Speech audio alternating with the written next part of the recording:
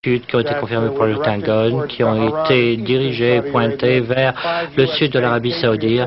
4 missiles antimissiles patriotes ont été déclenchés et ont contré, intercepté les Scuds en altitude, en moyenne altitude.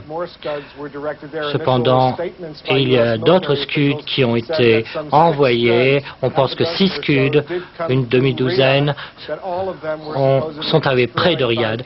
5 d'entre eux ont été, on le pense, détruits par des patriotes. Il nous faut encore une déclaration officielle du quartier général pour pouvoir évaluer exactement ce qui s'est produit, car ces affaires sont très compliquées. Il est difficile toujours de déterminer quel satellite, quel renseignement a permis d'intercepter ces Scuds. La question qui reste, c'est que on ne sait pas exactement combien il y avait de Scuds et si ceux-ci, on sait qu'ils avaient sûrement des têtes avec beaucoup d'explosifs. On s'inquiète de savoir s'ils ne contenaient pas des charges chimiques, des têtes chimiques. Cependant, il faut nous en assurer. On a vu que tous les gens sur place avaient mis leur combinaison anti-chimique et leur masque à gaz au cas où ces têtes auraient été chimiques, mais il n'y a aucune indication qui indique qu'on puisse contrer ces têtes chimiques si c'était le cas. Les États-Unis et les alliés ont sous-estimé le nombre de Scuds lancés, les missiles Scud, et ce que possèdent les Irakiens. Oui, l'un des échecs jusqu'à maintenant dans l'opération Tempête du désert, c'est, comme vous l'avez entendu dans les conférences de presse, c'est la sous-estimation de ce que ces lanceurs de missiles pouvaient faire. Le fait qu'ils peuvent non seulement lancer des missiles vers Israël, mais également vers l'Arabie Saoudite très facilement. Heureusement, ces nouveaux missiles antimissiles patriotes à haute technologie, sophistiqués, sont très utiles dans cette guerre. On ne sait pas encore combien de Scuds sont entre les mains des Irakiens. 6 ont été détruits aujourd'hui, mais ça reste un problème majeur pour les États-Unis et leurs alliés. Eh bien, sans nous donner trop d'informations, est-ce que vous pouvez parler de la portée des Scuds et, étant donné la distance de Riyad, de la frontière du Koweït et de l'Irak, est-ce que Riyad est dans la portée de ces Scuds? Les Irakiens ont étendu la portée de ces Scuds pendant des années. Ils ont fait beaucoup de développement pour améliorer cette portée. Leur portée est de 300 miles à 400 miles. Il y a eu des rapports pendant ces années qui ont dit qu'ils ont encore pu étendre cette portée et Riyad et Daran sont dans la portée de ces missiles Scud gonflés. Est-ce qu'on a parlé d'activité vers l'Israël? Les Irakiens ont perdu beaucoup de lanceurs mobiles dans l'Irak de l'Ouest, dans la partie ouest de l'Irak, c'est ceux qui pouvaient pointer et viser Israël. Cependant, il se peut qu'ils essaient de prolonger cette situation, d'amener d'autres lanceurs mobiles dans cette région. Est-ce qu'on parle d'attaques de missiles qui viennent du sud du Koweït pour faire face à ce processus et attaquer l'Arabie Saoudite? Eh bien, l'un de ces censures de ces lanceurs mobiles ils sont lancés, il est très facile grâce aux satellites de repérer cela et beaucoup d'entre eux, grâce à cela, ont pu être détruits. Monsieur Général Schwarzkopf a déclaré ce matin que beaucoup avaient été identifiés, mais personne ne sait exactement combien de ces lanceurs sont entre les mains des Ukrainiens. Il y a encore des points d'interrogation très forts qu'il se peut qu'ils aient mis au point et fabriqué leurs lanceurs, leurs propres lanceurs mobiles eux-mêmes. Nous avons notre correspondant du Pentagone Maintenant, les rapports concernant le nombre de Scud qui ont été lancés varient tout le temps. Toutes ces informations, dès que nous les avons, nous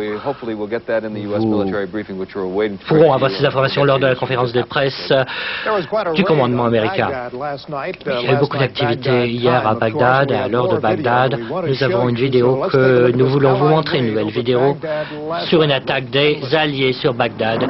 Regardez et écoutez.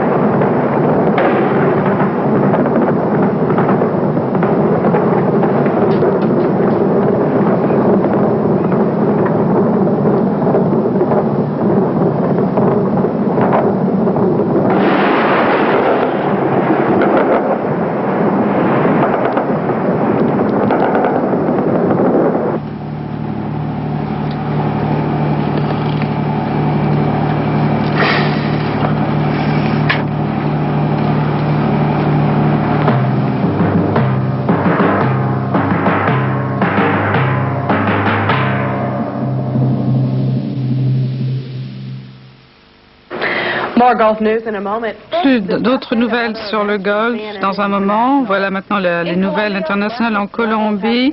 Les rebelles de gauche ont kidnappé la femme d'un ingénieur.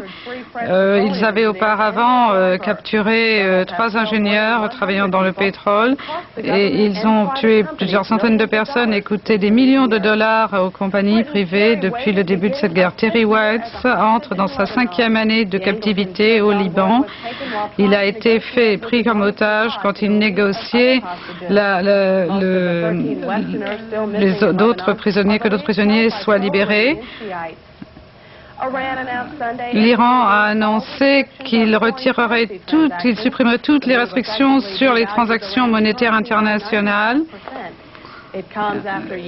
Ceci arrive après des efforts qui ont duré des années pour essayer de restructurer l'économie. Les économistes disent qu'à l'heure actuelle, l'Iran a besoin de remettre son industrie en mouvement qui a stagné pendant des années. Nous allons maintenant continuer à couvrir la guerre du Golfe.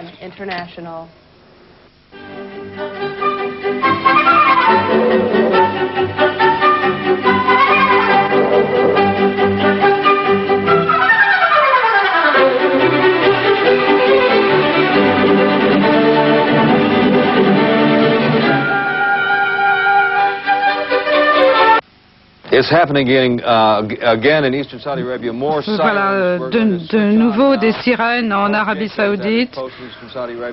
Voilà notre reporter en Arabie Saoudite. Voilà, ça recommence. Nous avons une alerte en Arabie Saoudite. Nous ne savons pas ce qui va se passer, mais si on considère les événements de cette nuit, nous sommes prêts à tout. Il y a eu déjà 2 attaques, une fausse alarme. Et on a déjà tiré 4 Scud qui ont été interceptés par les patriotes. Et nous attendons à ce que d'autres aient été tirés sur Riyad. Nous ne sommes pas très sûrs. Le commandement général est en train de réévaluer la menace. Ceci s'est passé auparavant. Et les gens se préparent comme vous voyez. J'ai ma combinaison anti-guerre chimique. Jusqu'à présent, aucune des charges n'a été chimique, mais on nous a tous dit de nous protéger. Si nous pouvons regarder la ville ici, vous voyez les lumières de la ville, il y a une activité assez énorme. Nous pouvons voir que la ville est encore éclairée. Nous sommes au sommet des escaliers dans cette zone résidentielle, prêts à partir. Nous ne sommes pas sûrs de ce qui se passe. Il y a des mouvements de camions. Nous avons une chose intéressante ici qui a été prise par un photographe. Voilà un morceau de Scud quand il a été détruit par un patriote et nous pouvons vous dire exactement, voilà, l'intérieur est revêtu de caoutchouc galvanisé alors que l'extérieur C'est une enveloppe de caoutchouc avec cette chose qui ressemble à de l'asbestone. J'espère que ça n'en est pas, mais ça pourrait bien être de l'asbestos. Ceci pourrait être l'intérieur, ce qui est dans les réservoirs de propergol. Voilà les restes d'un de ces Scud après qu'il ait été intercepté par le Patriot, qui s'est avéré être une arme absolument extraordinaire. Les sirènes se sont mises en route. Si vous voulez bien attendre, je vais voir ce qui se passe. Les gens semblent courir vers les abris, mais il y a une voix maintenant qui dit attendez, ne faites rien. Je ne sais pas si ça veut dire que les gens doivent attendre. Nous ne pouvons pas déplacer la caméra, mais les gens descendent les escaliers. Ça pourrait être encore une fausse alerte, mais les gens sont très tendus ici, et quand je dis tendus, c'est vraiment le minimum qu'on puisse dire, parce que il y a eu des éclairs, il y a des bombardements, on essaie de comprendre ce qui se passe, et encore une fois, il faut attendre en costume de protection. Est-ce que la sensibilité de la défense aérienne peut avoir été augmentée, et c'est pour cela que vous avez tellement de fausses alertes? C'est possible, ou alors c'est que les gens sont très nerveux, très tendus. Quand vous avez eu 4 missiles attaquants dans la même nuit, au moins 6 qui ont essayé d'attaquer la capitale, les gens ont le droit de devenir nerveux après ces fausses alarmes et ces attaques. Quand vous êtes en face d'une arme comme le Scud, vous ne prenez aucun risque. Nous allons maintenant nous arrêter pour le sport, mais dès que quelque chose va se passer dans le golf, nous reviendrons pour vous tenir au courant.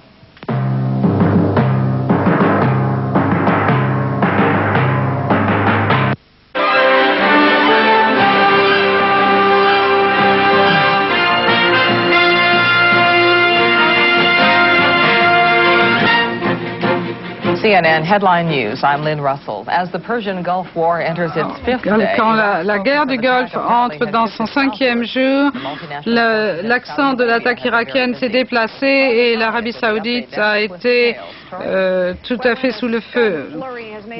Quand l'attaque des Scud s'est déplacée vers l'Arabie saoudite, tout le monde a été extrêmement nerveux. La capitale, Riyad, est devenue une cible.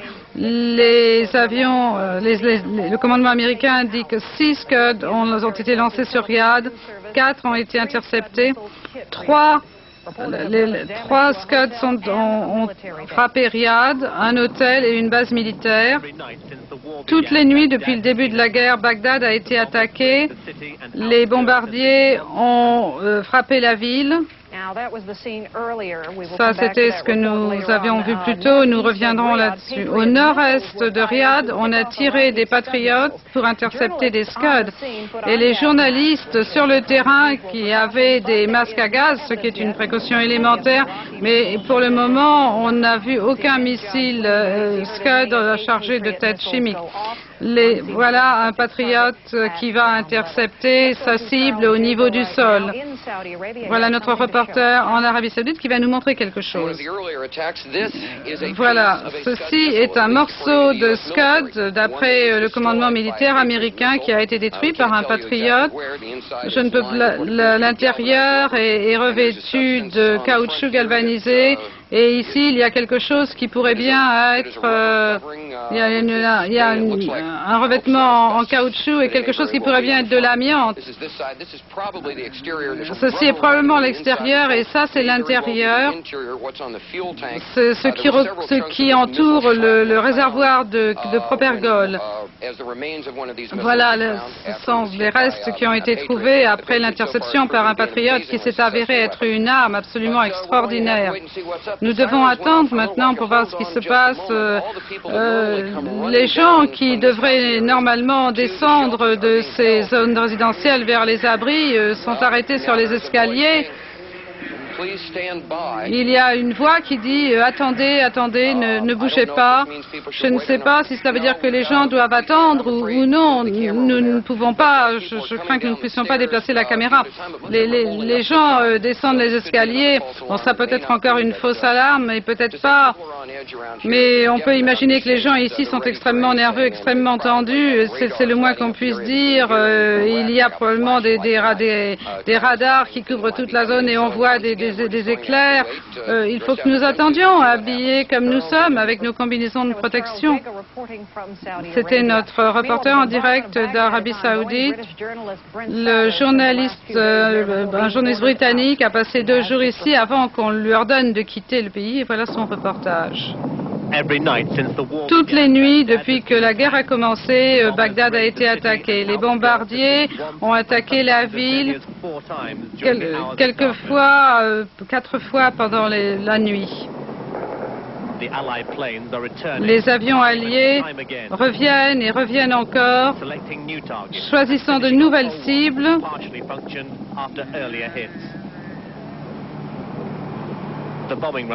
Les bombardements durent pendant 1 heure quelquefois, attaquant les installations clés et les installations militaires.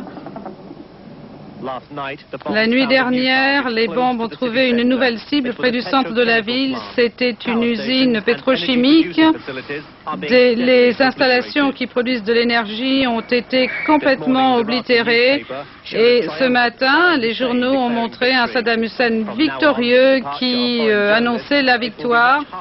Et il sera bien plus difficile d'analyser sa désinformation après le départ des journalistes étrangers. C'était la décision de Saddam Hussein de les autoriser à faire des reportages sur la guerre depuis l'Irak. Et il s'est avéré qu'il a dû penser qu'il avait fait un mauvais calcul puisqu'il leur a ordonné de partir en prétendant qu'il les laisserait revenir. Mais revenir vers quoi?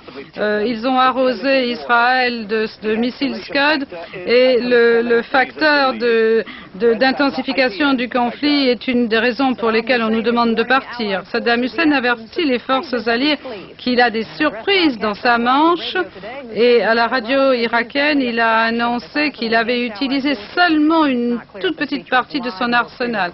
C'est difficile de savoir si c'était un discours en direct ou un discours enregistré. Il a demandé aux Irakiens de joindre le djihad. Joignez la guerre sainte pour éliminer le mal et la corruption partout dans le monde. Frapper les intérêts du mal dans le monde. C'est votre devoir. C'était le premier discours diffusé par Saddam lui-même depuis le début de la guerre. Et son nom a été donné par un annonceur. Voilà, il y a davantage de pilotes qui manquent. Colonel David Eberle, Major Thomas Griffiths, Captain Harry Roberts et Major Jeffrey Scott Tice. Ceci amène à 12 le nombre d'Américains qui sont portés disparus ou morts. Saddam Hussein prétend avoir 7 hommes, détenir 7 prisonniers de guerre. Il y a aussi un Koweïti et un Italien. Nous avons le son de leur déclaration. Nous devons savoir qu'ils sont prisonniers et peuvent ne pas parler librement. J'ai 39 ans. J'ai été abattu en mission dans le sud du Koweït et j'ai été abattu par un missile. Je veux dire à ma famille que je suis bien traité. Mon nom est Jeffrey Chalon. J'ai 28 ans. Et